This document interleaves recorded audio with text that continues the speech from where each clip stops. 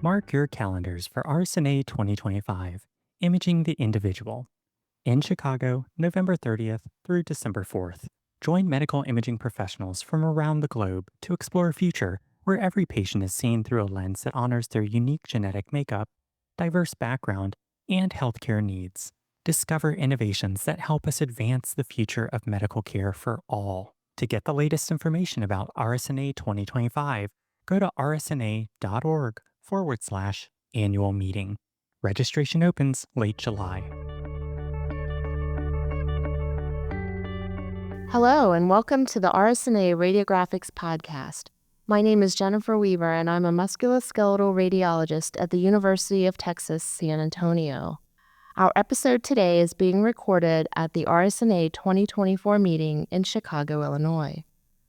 Our guest for today's podcast is Yasha Gupta, a breast radiologist and a co-author of RSNA Medical Student Task Force, a Success in Medical Student Initiatives.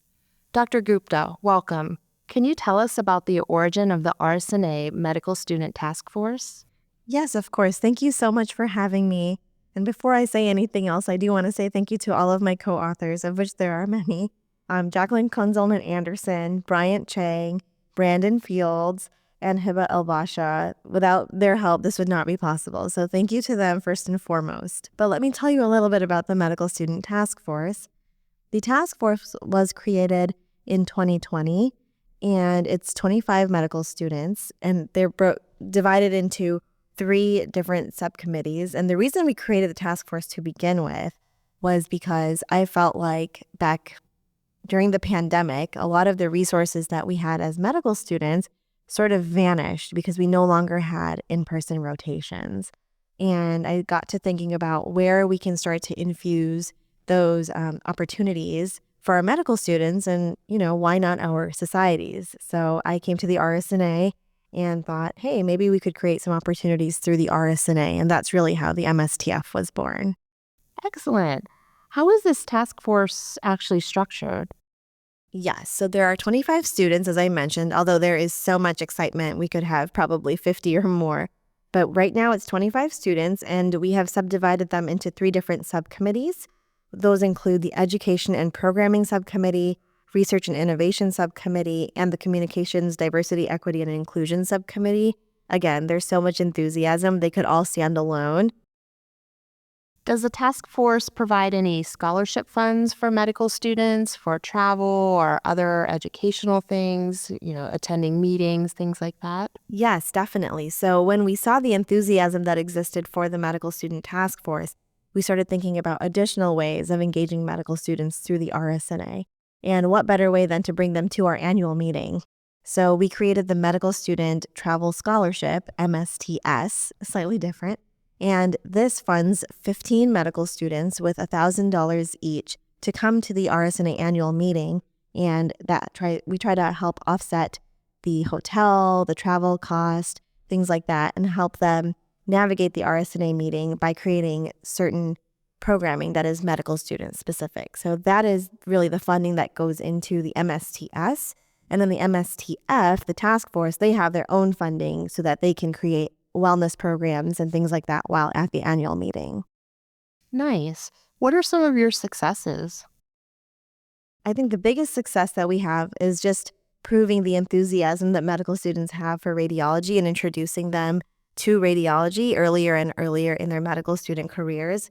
But aside from that, I think one of our earliest success stories was the Med Student Pulse, which is a quarterly newsletter that goes out to medical students. I believe it has over 2,000 people that are on the list, and it has over a 77% open rate, which is a really big number for a medical student publication.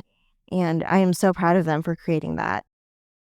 That sounds amazing. I do think the future of our profession lies in getting these students as early as possible because so often they are introduced to everything but radiology.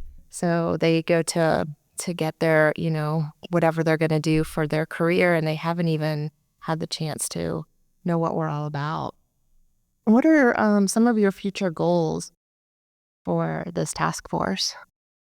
There are so many avenues that we can go with the future of the task force. I mean, I feel like the opportunities are endless. As you mentioned, engaging medical students early and earlier is one of our biggest goals. And the way that we would like to accomplish that maybe in the next few years is by creating a mentorship program between radiology residents and earlier medical students, if at all possible. Of course, expanding the task force to have more than 25 members would be amazing.